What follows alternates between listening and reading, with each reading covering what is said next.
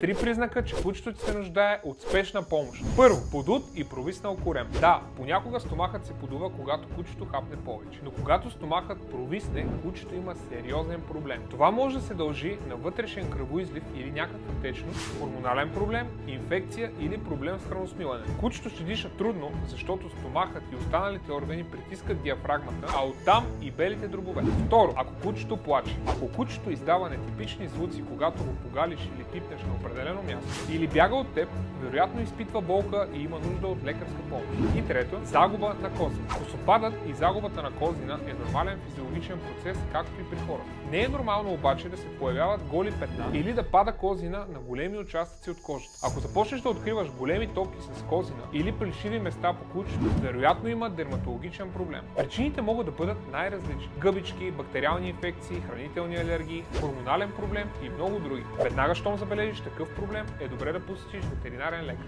Ако искаш да имаш по-здраво и щастливо куче, научи повече за книгата ми Наръчник за грижовни стопани на куче. Линкът ще откриеш в профила.